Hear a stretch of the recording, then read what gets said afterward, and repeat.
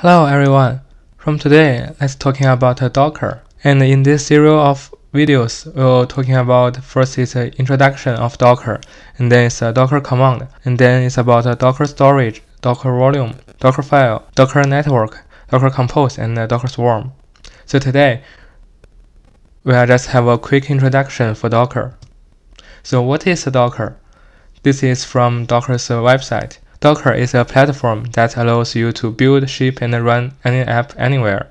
And Docker enables you to separate your application from the infra, so you can deliver the software quickly. Here is a quick Docker history from Wikipedia. This project is started as an internal project within .cloud, which is a Platform as a Service company. And Docker was founded in 2010 and launched in 2011. In March 2013, it released as open source. So Docker is a container. So here's a compare with container and VM. In the container, it has the application itself and also with the libraries. And the container is managed by the Docker. And the Docker is running on the host operation system. But for VM, it not only have the application and the libraries, it also has the guest operation systems in VM, and all these VMs is managed by the hypervisor. So here is a quick compare of Docker and VM. Container is lightweight, while VM is a heavyweight. So container has a better performance than VM. All the containers share the host operating system, but each VM runs its own operating system. So just like this picture, then container is a OS level virtualization, and the VMs are hardware level virtualization. For container, it starts very quickly, normally in milliseconds, but VMs will in minutes. Container require less memory, but VMs require more memory. Container is a process level isolation, so it's probably less secure. VM is fully isolated, so it's more secure. Here is the Docker architecture. So we have a client. We use client to communicate to the Docker host. The Docker host will management the container and the images, and the images can be stored in the registry. So let's see them one by one. The first one is a Docker daemon.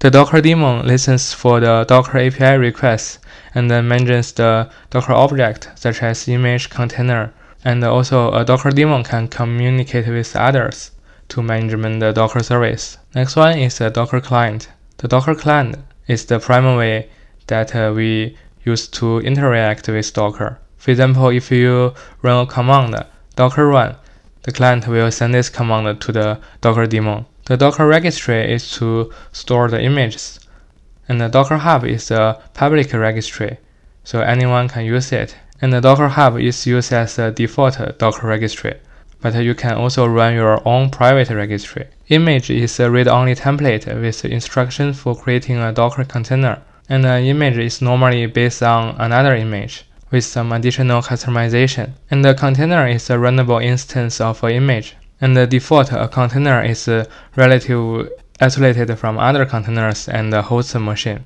but you can configure it to ask them to share something. When a container is removed, anything that don't store in the persistent storage will disappear. You can find how to install Docker from the Docker website. For Mac, you can just download the Docker and install.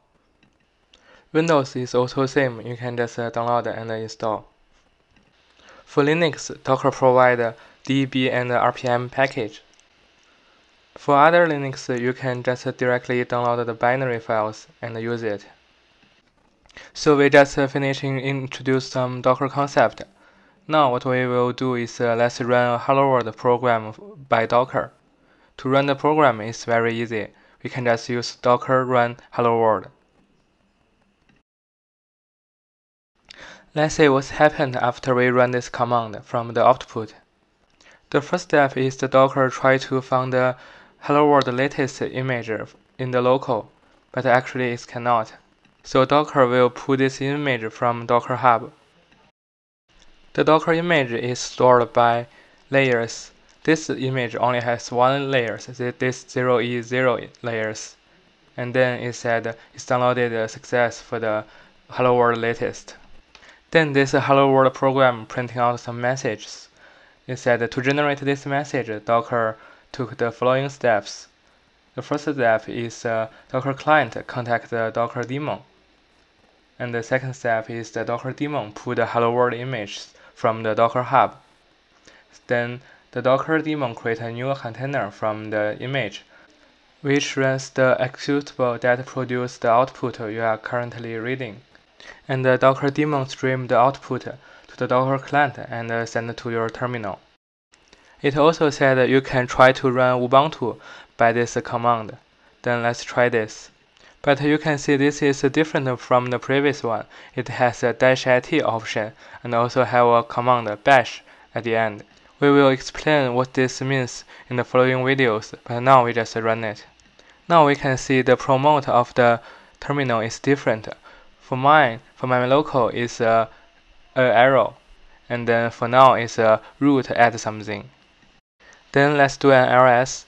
We can see the output is all the files belong Ubuntu. Then let's output the release information. We can see this is Ubuntu 20.04. So now we already run Ubuntu. But this Ubuntu is very small. We can see even there is no VI or Vim in this Ubuntu. So this is a very basic Ubuntu system. Then we can use exit to return to my local. So this video just a very quick introduction for Docker. In next video we will introducing some Docker commands. Thanks for watching.